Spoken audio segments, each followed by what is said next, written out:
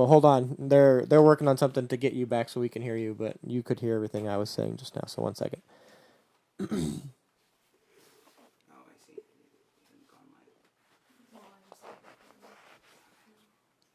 But the long and short of it is, yeah, it's just an app you can get on your phone. And I don't know if you had previously had Workplace or whatever, or Workplace Chat, but it's replacing that because Workplace, I don't know, doesn't have as much or doesn't work as well, isn't able to integrate into different things we do as much or something. I'm not sure. But yeah, it's Google based.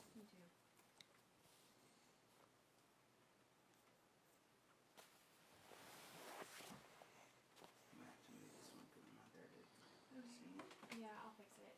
205. Share it from the thread first. Alexa, turn on all the lights. Messenger 5151. Send to ABFS. Okay. Stop sending messages. Oh, that's me. Keeps popping up and blocking my ability to do anything for at least 2 seconds. No matter what we do, Oh, we need to get that the sign there. Oh, you won't be able to see it. Can't see it. Oh, really? Probably block faster that. Where could you see it? Maybe we could prop it up somewhere. Under the TV or something? No. Put it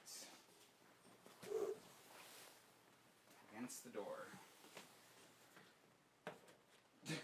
Really random. Okay. We're at 58 seconds. 58 seconds. You're laughing. Oh, still so shit everywhere. We 45. used to do that like in the middle of the show. I know. It's just The hecticness. depressing. This is what it feels like to run a major network, Jasmine. I'm crushing. We're crushed under pressure. we're now a major network. Great. Almost. I can now say 26 seconds, 25 seconds. 22, 21, 20, 19, 18, 17, 16. 15, We're a major network in the Sunnyside 13, 12, neighborhood of Portland, 10, 9, which is to say that maybe the only network. 6, 5, 4, 3, 2, 1.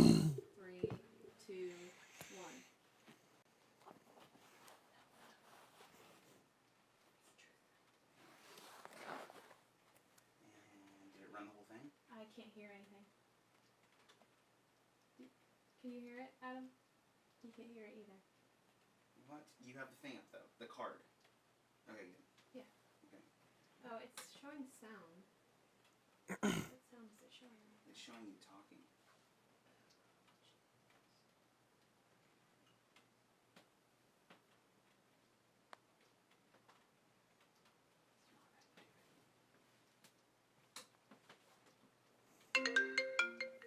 Wow.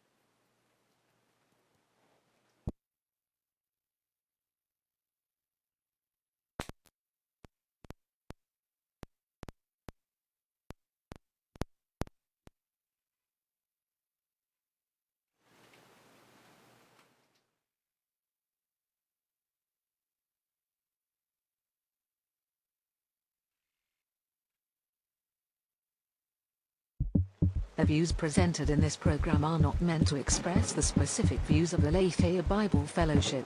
You are listening to the Vigilance Radio Network.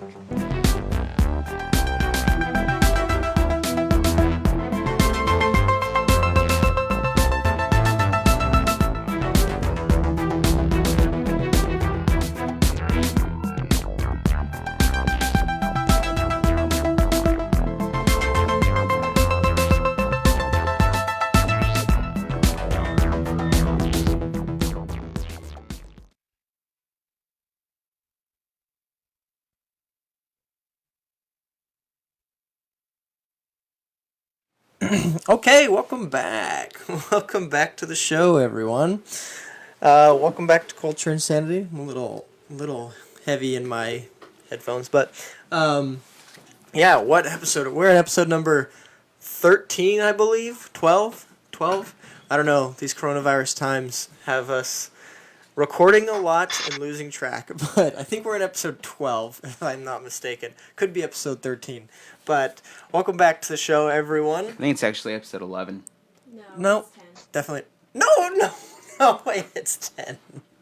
No way. Anyways, doesn't really matter. It's just a number. Hi, Pastor. How are you? I'm good, thank you. Do you know what episode we're in? No, that's above my pay grade. All right. Thank you. 10. Producer Jasmine says episode 10, so we'll go with that. But anyways, welcome back to the show. Yeah, not a ton on our doc today, on our agenda to talk about, but yeah, I find it's for me it's getting hard to pull stories when there's not a lot going on because people can't do as much. And so for example, this was what's breaking headlines these days. Josh Brolin, the actor famous for playing Thanos recently and other Marvel characters, and the big brother in the Goonies. I can't remember his name in the Goonies, but Big Brother. Big Brother, yeah. There's such non-news that Josh Brolin and his family are being publicly shamed for visiting his next door neighbor, who's his dad, who's his next door neighbor, who's his dad, Right. for going and visiting them during these Corona times. So yeah, the guy and his family go next door. Hey, mom and dad, they got their masks on. They're even apparently, according to pictures that we've seen, and that's all that people are operating off of because they weren't there. They went and visited them and keeping their distance, have their masks on. But you know how the public do. Nothing's ever good enough. And how dare you for endangering the lives of millions because, you immediately take it to that extreme and whatnot. But there's such non-news that's what we're talking about these days. That's what's making the headlines. But yeah, another thing that popped up in the headlines this week is, let's see, Louis C.K., comedian, the once famous comedian, still famous, but Still more infamous now. yeah, more infamous Although, now. honestly, he's always been that way. Yeah, just his kind of style and stuff. But Right. He's way too edgy for my liking. yeah, There you go. that's interesting because haven't you previously said that you guys have been known to put Dave Chappelle on in your household? Yeah, I mean, I've watched Chappelle, and he's interesting, but again, he can be very edgy. Oh yeah, his last special, he touched on everything controversial that was going on at the time. He's given a cultural pass. Interesting. No, not going to respond to that. You're not gonna be baited into that. He's giving What, a because he's one of my brothers? wow. Yes. This is one of your brothers, yes. Anyways, so Louis C.K. Is he a Christian? I don't think that's what Pastor is referring to when he says brothers. Lucy Brown says yes. He's a Christian? Yeah. Huh, interesting. I don't know about that, but okay. Anyways. Somewhere along the line, I thought he was Black Islam. Anyway, okay. I don't know. But, so Louis C.K.'s in the news again because he donated to... Pastor, did you hear about this? He donated to Joe Biden's campaign, and they refunded his money. Did you hear about that? No. Yeah. Well, I just asked you because you're the politics guy of the show, if there was one. What? Biden said he was too edgy? No, he said, well, his campaign did. Yeah, basically. So they refunded his donation that he, gave to Biden and his people because they didn't want to be associated with someone who could, quote unquote, cause them problems. Just because of his recent Oh, he's already got enough problems of his own. well, yeah, but that's why. So because of his recent, Me Too scandals and stuff, he's, been sort of blacklisted in the industry, but not, because he's still like recording specials and still like touring, or was touring before this whole thing happened, Right. Corona thing. But yeah, he was like on the comeback, I guess you could say. Like he was selling out like venues and stuff, doing comedy again, which is funny. But anyways, yeah, so they refunded his money because they didn't want to be attached to someone that could cause him problems, something that was controversial. Joe Biden supports, whatever, you write the headline. Joe Biden supports men who abuse women, but apparently Joe Biden has his own thing going on, last I heard. Oh, he certainly does, and it's not going to go away. Tara Reid or something like that. Yep. Not the actress Tara Reid, but a woman named Tara Reid. But Is there any other Tara Reid? no, but so speaking of non-issues, Josh Brolin visiting his family safely by all accounts. Louis C.K. getting his money refunded from a campaign. Non-issue because, as I understand it, that's a normal practice. Yeah, like whoever is running for whatever position, like that kind of thing happens all the time because they don't want to be associated with controversial figures because of how it could affect their campaign. Is that correct? Yeah, that's pretty much the case. I mean, they want to lay low as much as possible and not be stuck with something that'll hurt their brand, as it were. Right. But it's just stand by. Okay, there we go. Yeah, and it's just interesting. So was he put off? Was he put off by that? Was he upset? I don't know. I don't know if he's made like a public response to that. Or did he just make a joke of it since he was a comedian? It'll probably be in his next bit, I imagine. He's probably writing a bit about it. But the point is, like, there's such there's not much going on to the point where these are the things that are making headlines. Is things that are standard practice, like people getting their donations refunded because of not wanting to be attached to controversial figures. That's normal. That's not new. That's not news. And so the fact that it makes news maybe is indicative of the fact that maybe media outlets and news companies maybe they're having a hard time during these coronavirus times too, because nothing else is going on. We gotta write a story about something. There are a lot of things going on, but Okay. they just don't want to. The mainline medias don't want to cover it because it's not part of their narrative. Sure. But there's lots of things going on. Sure. AOC made a statement several times that she was happy that the Who's oil AOC? industry collapsed. Ocasio-Cortez. I don't know that person. She's a big voice in the Democratic caucus. Does she go by AOC, or did you Yeah. just brand her Yeah, AOC? that's what She the- goes by well, AOC. that's- She goes by AOC. Gotcha. That's what the media has dubbed her, and she accepts that, so that's fine. But, she made comment that she was, earlier this week, the price for a barrel of oil was below zero, and there was a discussion Let's buy it now. that would cause a worldwide catastrophe because the oil industry would collapse at that Well, rate. I heard that there's so much an abundance of barrels that they don't know what to do with them right now too.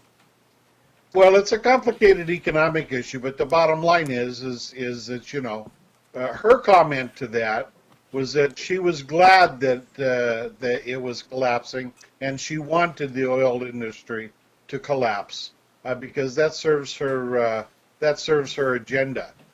That's major because she basically wants to undo the United States of America and rebuild it in a socialist fashion.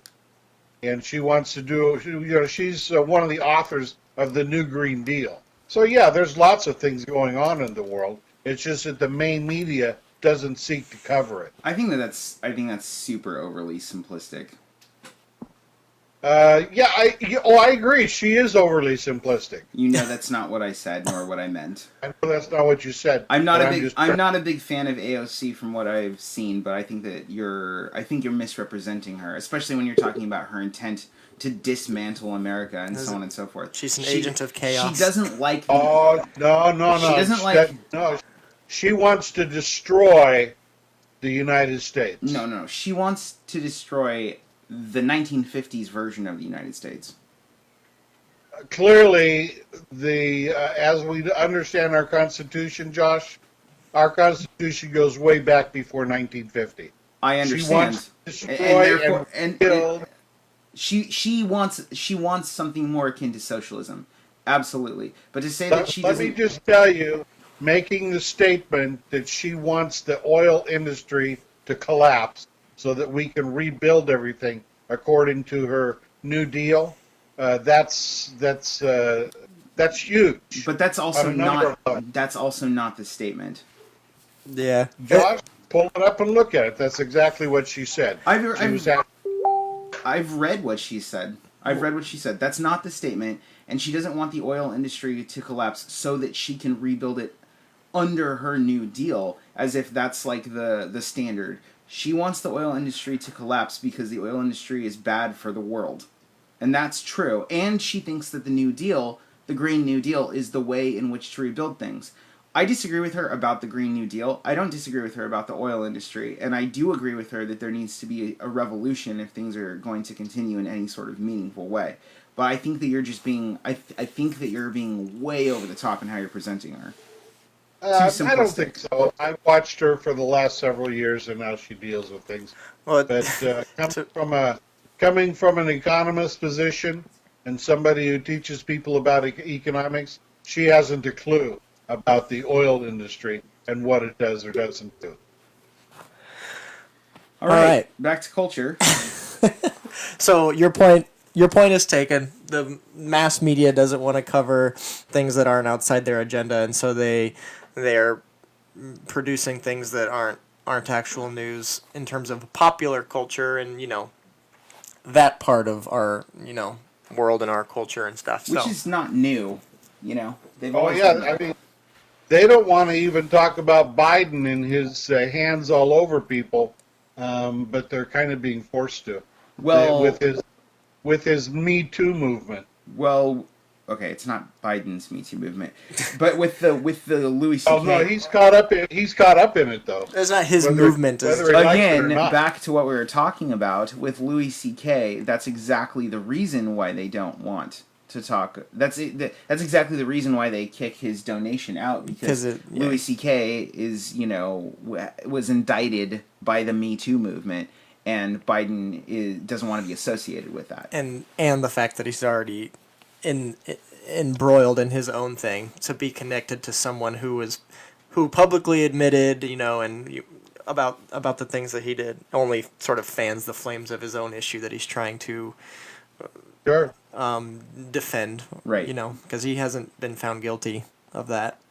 It's an accusation at this point, so we need to be careful with that. But yeah. And from what I understand, that's the least of Joe Biden's issues if he's losing his mind, like actually. Right. And he's showing early signs of dementia and stuff. Oh. When you watch him during interviews, it's embarrassing. It's sad. It's not embarrassing. It's sad. This guy is potentially losing his mind because it's an actual thing.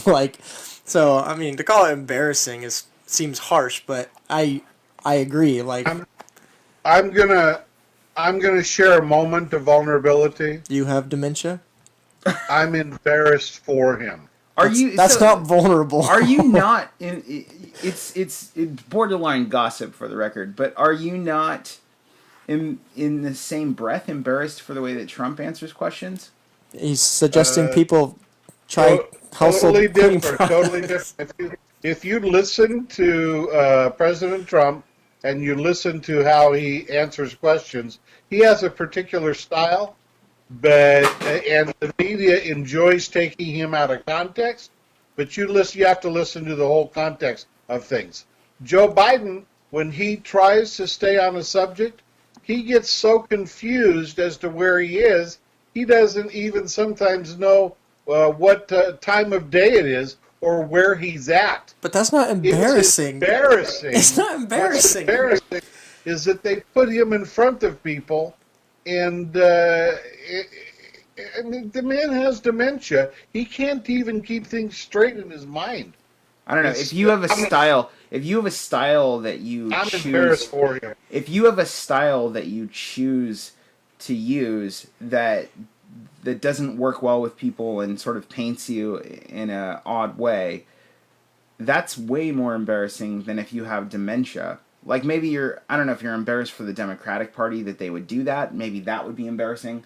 But I don't understand that. That's the best that they can produce is this guy who's suffering from this thing potentially. Right. Again, we don't. Well, my only comment to that is this: is that just for perspective, President Trump was a businessman. He comes out of a business world. That's what he's involved in. That's all he was involved in up until the point that he ran for president. Joe Biden has been a politician for the last 40 years. There's a big difference between somebody who's groomed himself to be a politician and work in the world of politics and somebody who enters into it and stumbles over some of the intricacies that he had no knowledge of. Big difference.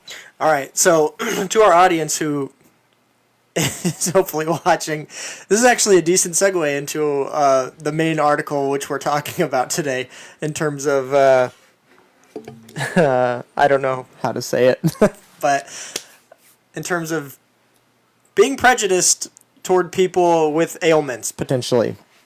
So there was an article, I don't know where the article comes from, but there was a study done in New Zealand.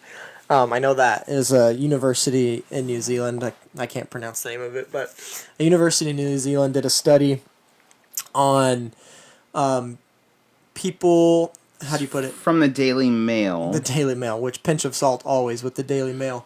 But they did a study on how people receive or how people react toward people with mental illness, and they did it by using from my knowledge, two different movies as a Terminator Dark Fate. Catalyst for their study. And then Joker. Right, Terminator Dark Fate and Joker, which I never saw Terminator Dark Fate. Is there someone with a mental illness? Well, Sarah Connor, does she have a mental illness? Right. There's always that question in Terminator. It has always been really since the second Terminator when Sarah Connor was institutionalized. And there's always this question of whether she's crazy and people don't know whether to believe her. But really the reason why they did it is because Terminator Dark Fate is ultra violent, whereas Joker has a lot of the same content but in a much different context and less of it. But it is ultra violent, though. In terms of, not comparatively. Do you mean like things are being blown up and people killed on like a mass in Terminator? Right. Sure. So then It's ultra violent in terms of quantity, maybe, but not in terms of... That's what I'm saying. In terms of quantity and in terms of type of violence, there's much more in Terminator Dark Fate than there is in Joker. Joker just has a few moments of violence, and it's not even nearly as violent as Terminator Dark Fate. And I would say not even nearly as menacing as Terminator Dark Fate, if I'm being honest. There's a coldness to the way Dark Fate happens. Which, by the way, I gotta say, Terminator Dark Fate got a bad rap. I just want to tell you all, I am not a big fan of how people treated that movie. Yeah, I guess I can't speak to it too much because I never saw Terminator, and to your point. But for different reasons. I don't watch Terminator because my mind goes super dumb when it comes to time travel, and I sort of short circuit. And as soon as you introduce that into movies, you've lost me. Not because I don't want to be there, because I'm too dumb to be there. But so, anyways, back to the article. The university did a study on people, how they react to people with mental illness using Terminator and Joker. And before the movie, they gave them a series of questions geared toward people with mental illness. Questions like, would you feel comfortable engaging someone who's mentally ill? Would you feel comfortable being romantically involved?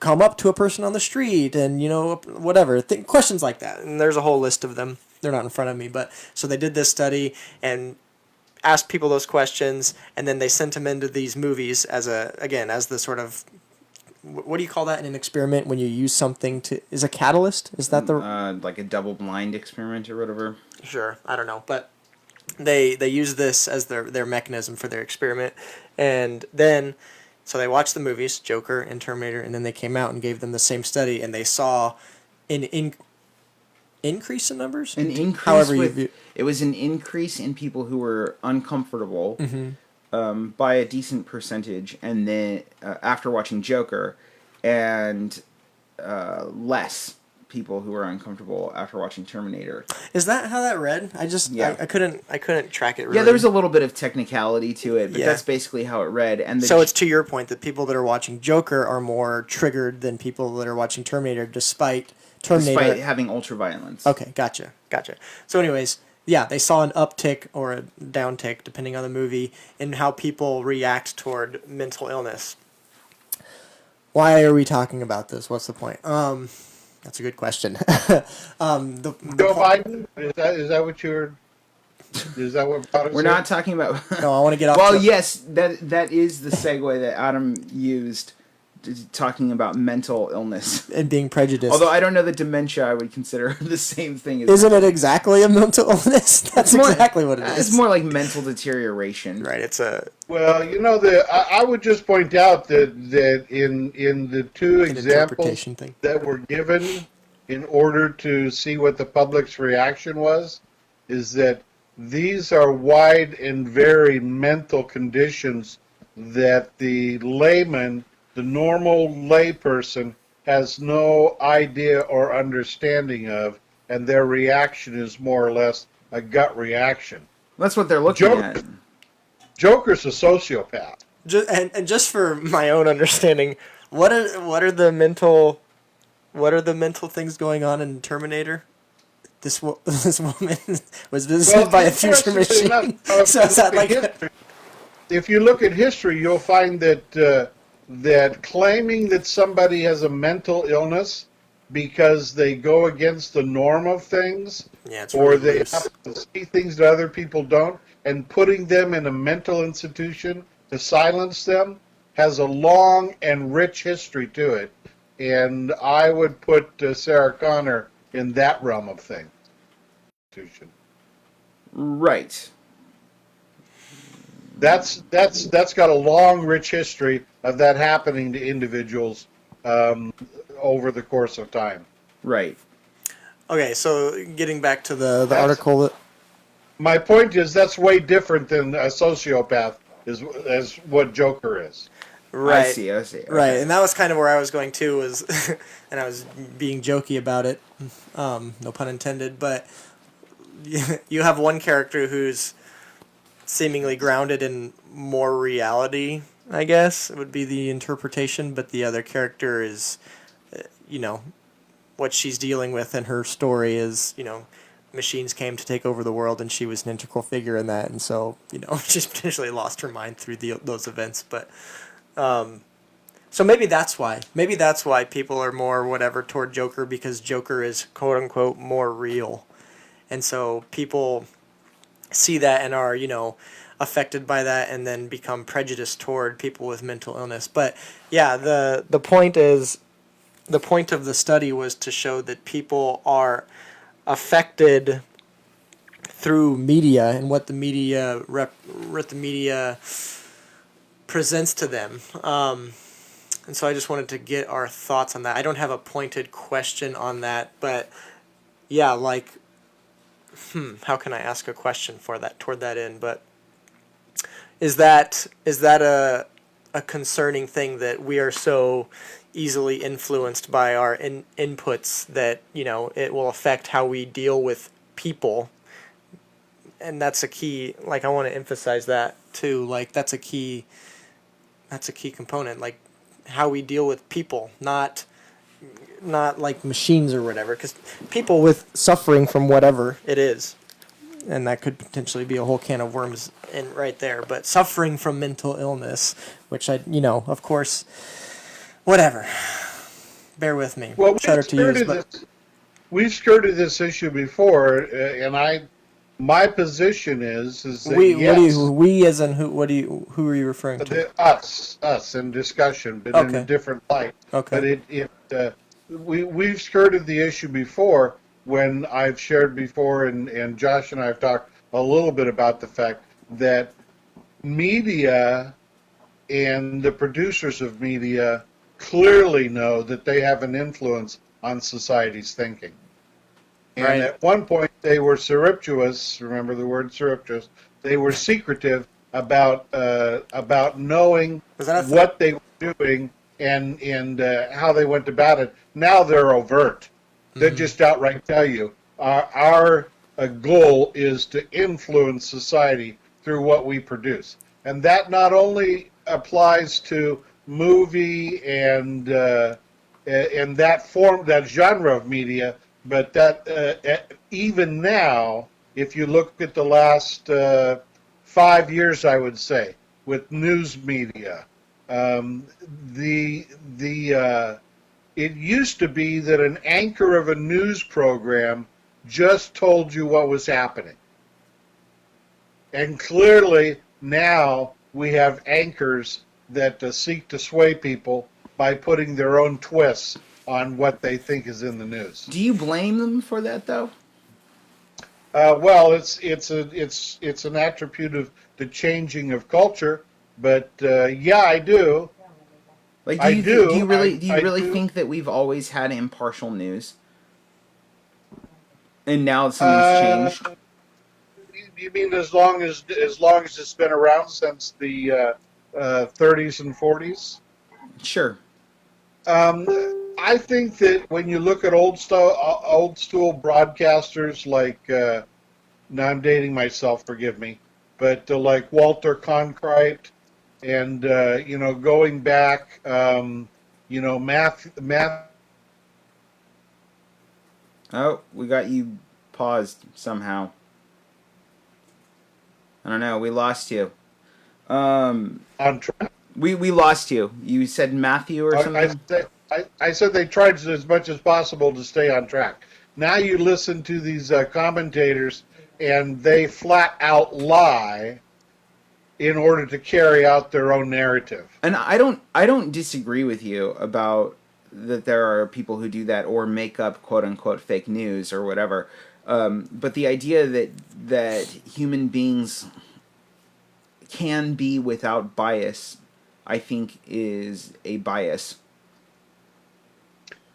Yes, I agree. Yeah, I agree that it's impossible. It's near impossible for people not to carry their own bias into how they see things and report things. However, at least if you would go to, back, as I said, in the early part of media journalism, when you go back and you look at the teachings in regard to journalism schools, it was taught that they needed to be very careful that they didn't blur the lines. Sure. That as much as possible, they tried to just present what happened. Sure. Who, what, when, why, where, how. Yeah. I mean, like, journalism has always like American journalism was put in place specifically to defend the people against tyranny. And like that's why it's protected under the Constitution. That being said, there's always been a bias. There's always been an agenda and a particular slant in the way that people are going to do that, and that's why you have, Fox News versus CNN or whatever. You have different. Joseph Jesse notes Network is a good movie to watch on that particular subject. With the quote, "News doesn't sell, but opinion does." And I would agree with that. I think the idea that news was unbiased and therefore we're missing the golden age of things, I think is a false narrative. I think that the truth is that news has always been biased. Now, maybe it's been biased toward like larger sort of monolithic things, like against, say, Nazi Germany taking over the world, but there's always been opinion that's involved in it. I don't. But there was I would much rather, personally, I would much rather that people lean in to their opinion, so you have an understanding that of where that person's coming from, and, rather than being packaged as, objective news or something. right. Does that make well, all sense? I'm saying is that okay, and you're at a disadvantage here, Josh.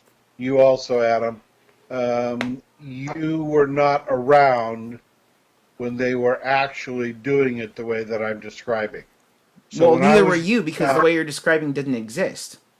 Well, it did exist. I sat through and listened to the various news broadcasts and listened to the who, what, when, why, where, how. I didn't have to listen to this because of this equals this, which is what is to be happening You now. know that we have the internet, right? Sure. And you know that we have archival footage. I also knew who made up the internet. Okay, yes, a Republican. No, Democrat. I couldn't remember if Quayle was. I can't remember if Quayle is Republican or Democrat. No, Al Gore. Oh, Al Gore. That's right. Quayle. He Yeah. did something else, right? What did he say that he did? He Potato. spelled a different way, Yes. but an acceptable way. The European way. According to the dictionary. Right. Potato. The European way. The European way. In any case, no, we have archival footage. We have YouTube versus the output of things, and we can see the behind the scenes struggles that were there. We have people's personal memoirs, all of this stuff. The idea that there's non-biased reporting is not true, and I'm not at a disadvantage. You're at a disadvantage. The reason why you're at a disadvantage... Listen, hear me out. The reason why you're at a disadvantage is because you have the disadvantage of experiencing it in the moment, and therefore having it be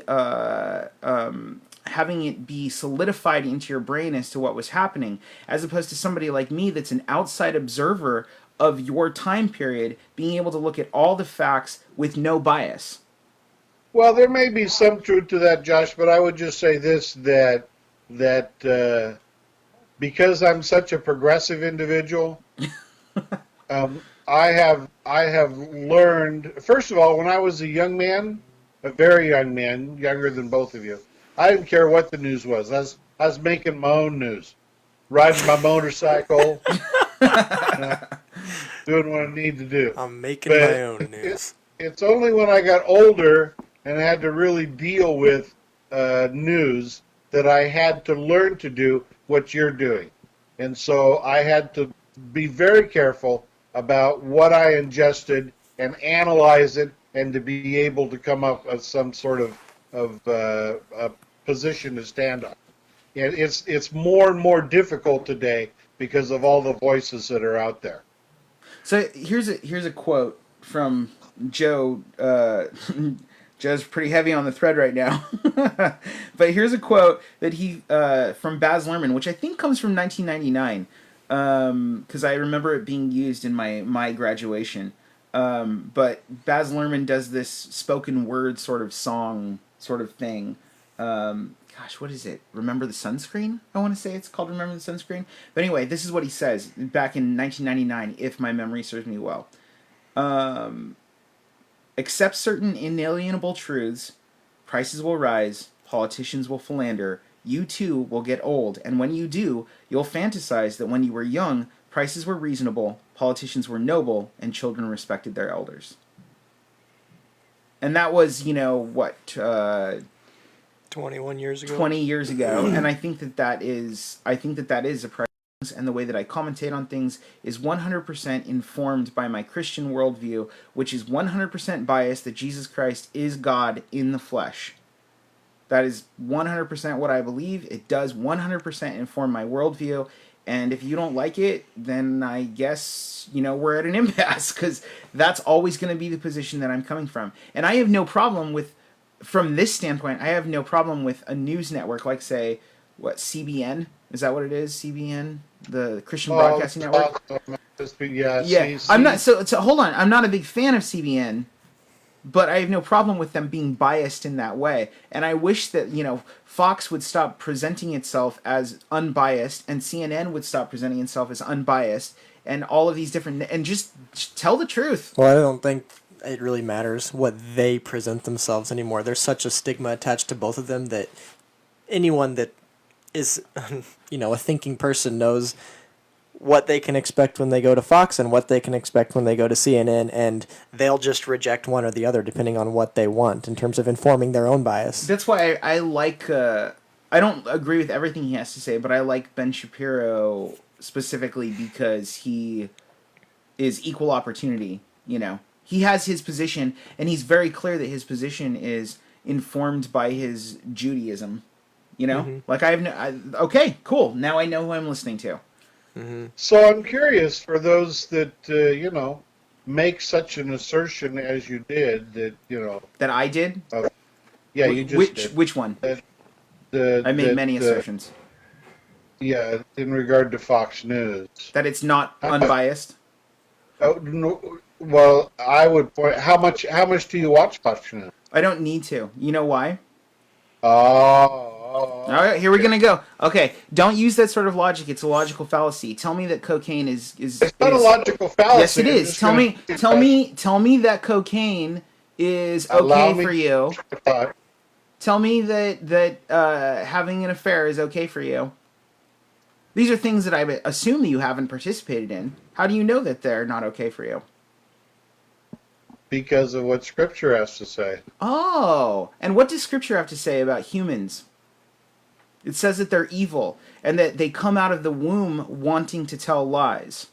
And your point? My point is, I don't need to know that a network run by humans is biased toward their sinful state. I don't need to watch their content. I don't need to watch their content to know that what comes out of their mouths is not going to be 100% unbiased. So being like, you don't watch it. Oh, that's not a justification. Are you done? Yeah, let's hear it. Go for it. Allow me to finish my statement before you go off on a tangent. To be fair, you were making fun of what I said. No, I wasn't. I was going to make a point. So what was the The point is that Fox, as a network, has both. They have more comment. Yes, I agree. They have more commentators that lean towards the conservative position, but they have plenty of liberal commentators as well, and they present both sides of the arguments available. That doesn't speak. And they distinctly clarify between hard news and opinion. So they have their hard news people and they have their opinion people, and from that standpoint, they try as much as possible to remove bias, as it were. And when they do present bias, they're very clear that they're presenting it from that position. That is not the truth in regard to the other networks that are out there, which I also watch. CNN, MSNBC, all those. I don't know about that. I can't speak to that. What I'm speaking about is the idea that anything is unbiased. So good on them if they do say that they have opinion pieces and then they have news pieces. But that is just a spin on the idea that their news pieces are unbiased. I agree with you, Josh, that if you're looking just simply at the sociology of it, everybody has a bias in some form or another. I don't disagree. Okay, cool. Lucy Brown says, all have biases, but distorting facts is lying. Yeah, I would agree with that. She continues to say, all networks have their biases. That's why it's best to go to the source, just as Christians have to use God's word as the sole authority. Then you can see error. Same with newscasts. I agree with that, too. I would point out, though, that the source is probably now that we have the internet, we can get a lot better crowdsourcing of information. So that's true. But Christians tend to think of churches I'm gonna like undo the church here, but think of churches as networks, right? Churches broadcast their own biases, their own filters as well. So Of course, yeah. you got to be careful about you got to be careful and look for a church that encourages you to go to the source of it. And when we're talking about the source, I don't just mean the English version, which also has its bias. If you look at how, for instance, the Bible evolved over time, you can see that there were biases in its translation also. So you wanna go back and look at the source. So yeah, and I think we got to be careful about. So just Jesse, he makes a comment about the way that Pastor Monty is viewing networks, and that it doesn't affect his only, whether it affects your only source of news, only source, quote unquote, which I assume is Fox, and he's worried that sounds ignorant. So I want to give you a chance to just say, for the record, do you believe that Fox has no biases? And you are now frozen. Bad timing. Bad timing. Are you, can you hear us? Maybe he's just thinking really. No. I'm pretty sure. Well, I didn't hear that that's what he thinks. But anyway, when he pops back in here, I don't know where he's gonna. He disconnected. I don't know. Tell us, Adam. Retrace this. How did we get to where we were? Yeah, and I've been staying quiet because I've been doing my damnedest to make sure that I remember where we came from, for the record. So, this started because the suggestion that this study influences people and how we perceive things and how we deal with things, and specifically this study was geared toward how we perceive the mentally ill. So this then... Wow. Okay, we got him back.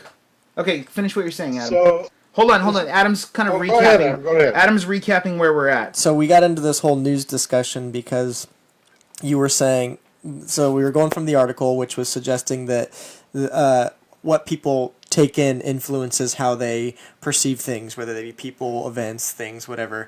And then you we transitioned to the news discussion because you were saying it used to be subvert, now it's overt, in terms of what the media wants you to believe or not believe.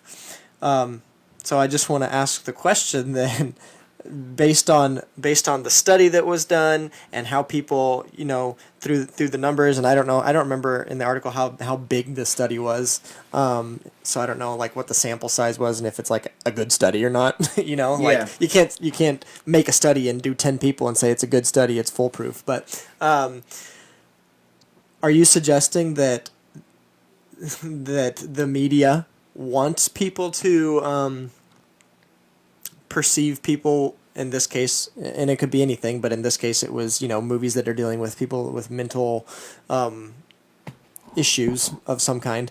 Are you suggesting that the media wants us, the public, the healthy public, if you will, to perceive those people negatively? Because that's what transitioned us into the news topic. Was you said that it used to be subvert, but now it's over in terms of the influence of media and what they want for the mass public or whatever. The study would suggest, based on what you're saying, that that's what they wanted for us. Is that where you're going with that? Like, we're supposed to be fearful of people with mental issues, or we're supposed to feel sorry for them or feel embarrassed for them, or we're supposed to be afraid of them, or whatever it is? Yeah, okay. Let me address two things. The simple answer to your question is yes. There are individuals. We're using media as a broad term. Yeah. But there are clearly individuals who operate within the realm of media who are seeking to manipulate and to drive the public towards various conclusions, the conclusions that they have and the biases that they promote. Yes, there are elements in society today which are clearly doing that. There are also, and so then let me just answer Joe Jesse's assertion. Here's my point. I understand that all media has bias. I do not limit my intake of media to one network. I expose myself to all kinds of different networks. I would, Joe, are you familiar with CBN? Probably not. Christian Broadcasting Network. If you want probably one of the truest networks in regard to just discussing news, CBN, in particular, under CBN is under the umbrella, the Christian Broadcasting Network. Okay, that's they are very careful about how they report things. But if we're just talking about networks that are out there, I expose myself to all of them, and then, as Josh would say, I filter that through the view of what Scripture would have to say in trying to put my thoughts out there. So I would say that when it comes to like issues and stuff, like significant issues, people are looking for biased opinion to help them navigate their own thoughts and where they should land on it. And obviously, as believers, we should be going toward Scripture for that to speak into our lives. But I'm thinking about something in particular, which is why I say what I'm saying. So, the movie that came out a year ago, maybe it was 2 years ago, Black Klansman. Yeah. A Spike Lee movie. Great movie. It was a decent movie. It was written, but I watched it on an airplane. At the very end of the movie, though, I was bothered by it because, for those of you that don't know, Black Klansman follows this character, a real life character, if I remember correctly. It was based on a real guy or guys, but it has to do with Denzel's son. Yeah, John David Washington. He's up and coming. Tenet. I'm looking forward to it. But anyways, so the movie has the central theme of the movie is racism and just dealing with the Ku Klux Klan and this and that. But at the end of the movie. Yeah, Democrat. At the end of the movie, Okay. Stick with me. Allow me to speak. At the end of the movie, the director, the filmmakers, they used a bunch of like real life clips of things, and basically you walked away from the movie going, yes, the people on this side are responsible for perpetuating this hate and racism, but also the people on this side are responsible for perpetuating hate and racism, and then the movie ends. And the movie ends with no like answer to the problem or suggestion to the problem, and it's just objective news, hate and racism, and so then I was like bothered by the end of the movie because I was like, okay, yeah, yes, like that's a problem. So I think like on some level, when you're going to these things, you're looking for something to inform and to form an opinion. Not to say that you should, but I don't know. That's just, I'm speaking out loud and I don't really know where else I'm going with that. But yeah, I just remember being bothered by that because it was like sometimes it sucks to just have the objective news pointed out with nothing to follow it up. And it leaves you in kind of a crappy feeling place. I would go back to what Lucy Brown said earlier. And that is that one of the things that you have to adhere to in your analytics, and yes, Josh, you're absolutely correct. We have so many vehicles available to us today, the internet and all kinds of things available that we can sort through to see whether something is really true or not, and it's been represented that way. And so if somebody outright lies in how they present something, then that's to be dismissed because it's an outright lie. And if somebody presents a narrative which is slanted towards a particular bias, and then their narrative is proven to be false, and they don't go back and correct that narrative, then you discount what they have to say as well. And it takes a lot of work to be able to, as you said, Adam, figure out where it is that you're going to stand on issues that we're presented with today, because there's so many mixed messages that are floating around out there. But So- as believers, I believe we have a responsibility to try. So, when you were addressing Joe, you didn't really address the issue about Fox and whether you believe that Fox has bias even in its actual news reporting. Of course, it has some bias built in. We just got done Okay, establishing everybody. Well, has you bias. sort of danced around that, and I wanted to give you the chance to answer that. Lucy Brown makes a comment. She says, "Hey, it's okay to disagree."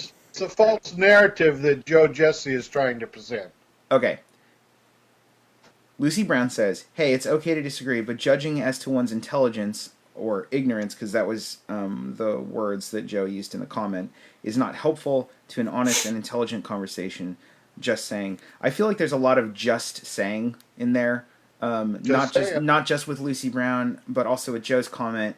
I don't. This goes this goes back to the question of bias again. I don't feel like people should do the just saying. I feel like lean into it. I feel like you should lean into it in a respectful way, but I feel like you should lean into it. And I don't have a problem with people saying that comment sounds ignorant, for the record. I do have a problem if people don't give the opportunity for exposition and for explanation about where that position's coming from before coming to their own conclusions. And so I want to make sure that we stay respectful in the comment section. And wow. So Joe says, "I can agree to that," and Lucy says, "I'm saying it." All right, good job, guys. You leaned into it. I just want to make sure that everybody remains respectful. But part of having an open dialogue is forging through disagreements. Yeah, I was watching a debate the other day with Brown and Dr. Brown and Dr. White, and they were debating predestination. And It's an old debate. It's 7 years old or something.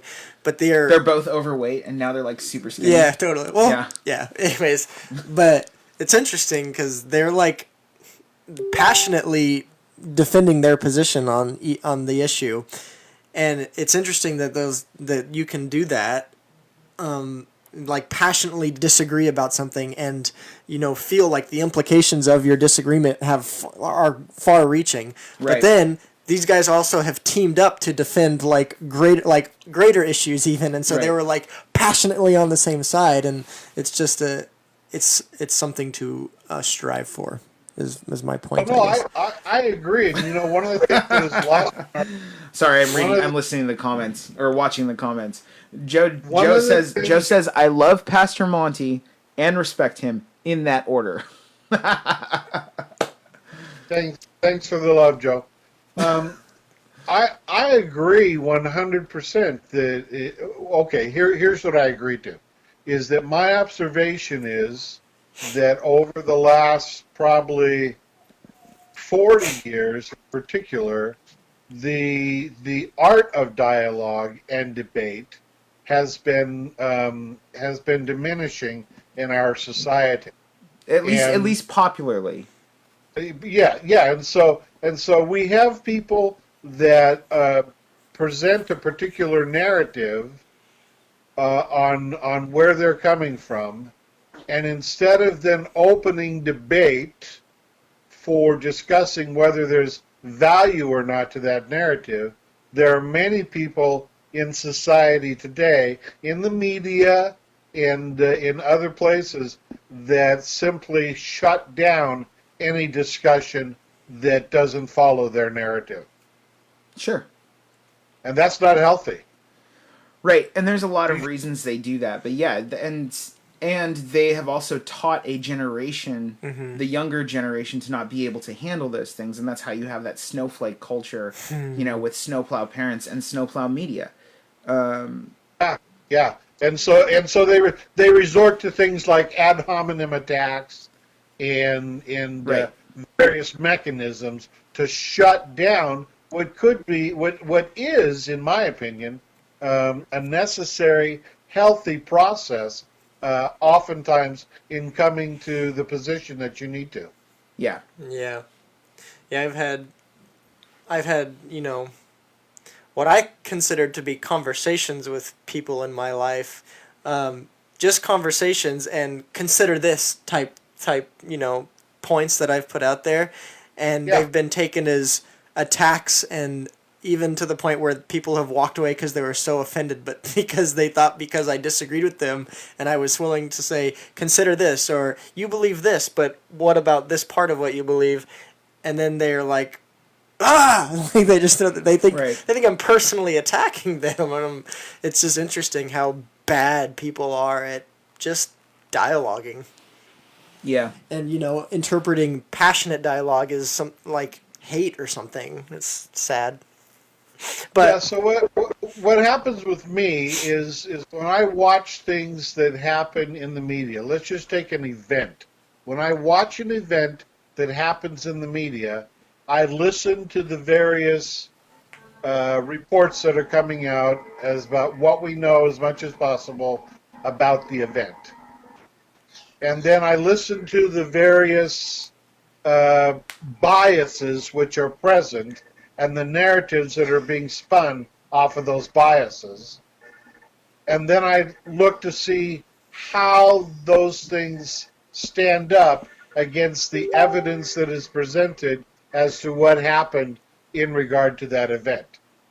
And if there needs to be correction, then I watch to see whether or not correction takes place. And that's how I formulate whether or not something is truthful or not. And you're right, Josh, with the availability of media today. It amazes me that even people that are in positions that they should be aware of this. It amazes me how many people don't seem to realize that. Yeah, we got news clips and all kinds of stuff available to truth check whether somebody said something before or not.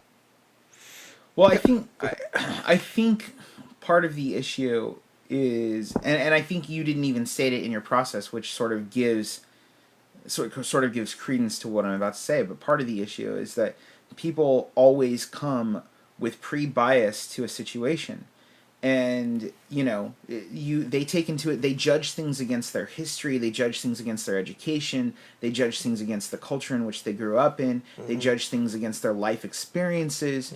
And so Education matters. well, so in any case, so they judge things against these things, and then they come to the table and they add all of the other stuff that you're talking about to it. And so when you get people who outright reject things that are plain, then you have to take into account their perspective on it, when they walked into the room. And I think that that's something that's often not really taken into account. Yes. And I think that it's a dangerous and false narrative to think that nobody does that, or that nobody doesn't do that. That it isn't something that everybody has a problem with. we get it. I'm confused. What kind of narrative are you trying to present here? So, and that's something to consider about. That's something to consider about where we get our news from, especially in this day and age. The other factor, and I brought it up last time, the other factor is that people can take the same set of information, given different skill sets and histories that they've come with, and come to logical, reasonable, different conclusions. Yeah. And so, that's when I feel like what the technology that we have today, which allows us to have, all this conversation and all this information that we didn't have before, with all these different angles on things and different opinions, I feel like that actually, if you have the time to sift through it, I feel like that enables you to have a more informed opinion and a better opinion. But I know that a lot of people would rather have an authoritarian, for all the freedom that they want. What they really want is an authoritarian regime telling them You don't have to worry about all those other things. Here's the facts, you know? And I think Christianity in particular is guilty of that, which is really interesting because Christianity is pretty much the one religion that actually tells you to scrutinize the leaders, that actually tells you to pore over the scriptures to see whether what people are saying is true or not. Everything else is sort of monolithic. You know, don't question those things. Yeah. So, but Lucy Brown has a... We need to wrap up, so let's end with the next point here. Okay, well, Lucy Brown has a question. What about Gates wanting more technology, surveillance present in the culture? Is that something you guys can talk about? I don't know. I don't know how that relates, and I'm not really familiar with it, but here's what I'll say. When we first started getting automated, like, home systems, you know, like Amazon's device or Google. OK Google, you know, when we first... Oh, see, my TV just popped up with it. Weird. My TV's like, Freaky. what do you want? Stop talking about me. Shutting it down. It's showing it up on the screen. But when we first started getting these automated personal assistants in our homes and stuff, there was pushback. That was a couple years ago. I was an early adopter. And the reason why I was an early adopter was because if you didn't think that you were already being listened to through your smartphones, you were completely deceived. Like, here's the thing. When I open up my smartphone and I look at... Well, even before smartphones, but yeah. And I look at the news, and it's showing me things that I just talked about, you know, or it's showing me ads that I just talked about. Why do you think it's doing that? It's because you've been being listened to the whole time. If you're worried about surveillance, you literally walk around with a surveillance piece in your pocket. True. Or how do we know, like, statistics on COVID, and, like, Google isn't even like shying away from the fact that they have been tracking people's GPS to map what states are doing best at, like, you know, congregating with each other and stuff like that. Yep. It's like... No, that's true. That's the reason why when we're sitting here at the house and your mother and I are talking about things, I always feed a false narrative just because. Yeah, I say... I thought you were going to say you put all your electronic devices in a lead box. No. I say lean into it. But going back to Joker, to get us back to where we need to be to end the show. Going back to Joker, people have always been trying to influence. The thing that's interesting about Joker is that everybody thought that it would make people more sympathetic to people with mental illness. But it's having, according to the study, an adverse reaction. Yeah, it seems to be going in the opposite direction, but it's hard to think, or it's hard not to notice that people, governments, people in power, people who are visionaries, have always been trying to influence the culture through media. And as you said, Pastor Monty, they're just coming out and saying it right now, which in my opinion, I wish they would. I wish everybody would just say that they're trying to influence. Hey, look, if you're listening, to that's the reason why Lucy Brown asked her question, because Bill Gates came out and specifically stated that's what he wants to do. He wants to put stuff into our bodies, right? That is a great statement. Joseph Jesse says, if a service is provided to you for free, then you're the product. Yes, that's true. That's what Google's all about. That makes me want to friggin' run away. I love it. Run into the forest. And it's even biblical. We're the product. God provides it for free, and he wants us to be a certain thing. Absolutely. Here, and to that end, let me say, if you're watching Culture Insanity, we are absolutely pushing an agenda. Yeah. 100%. We want you to have a biblical narrative as you look at things. And I'm not going to be ashamed of that. And our church is not ashamed of that. And I don't think that we should be. I wish people would be more honest about what they're trying to do. So for those of you out there, we believe in Jesus. We're not ashamed of who he is and his narrative. We're not ashamed of the gospel of Christ because it's the power of God unto salvation in all aspects of your life, including in culture. That's why we do this show. So if you're thinking that we're nefariously trying to make you have a Christian worldview, you're right. You're absolutely right, although it's not nefarious. Yeah. But speaking to that end, we wanted to talk about... Yeah. So this it's good. This discussion today segues what we want to do and what's apparently trending right now. So in terms of influence and stuff like that. So there's a documentary out right now that is gaining a lot of traction, and the documentary is called Out of Shadows, and it's done by this Hollywood or former Hollywood stuntman who's done a lot of really big things, and done work for a lot of really big movies or characters or whatever. But in the whole documentary suggests that it's not Hollywood that is pulling the strings and is the puppeteer of what they want you to believe, and what they want you to believe is true and things like that, and how they want you to perceive this or that. But it's bigger, apparently. Apparently, according to the documentary, the government is heavily involved in things that Hollywood is doing, and the documentary is called Out of the Shadows. So I think it's just Out of Shadows. Out of Shadows, yeah. There are other things called Out of the Shadows. Like Teenage Mutant Ninja Turtles 2. Yeah. The documentary is called Out of Shadows. 3 words. Anyways, the reason why we bring this up is because obviously it pertains to our discussion today, but we want to have a watch party. Our next watch party wants to be for this documentary Out of Shadows, so we can talk about it with our tinfoil hats on.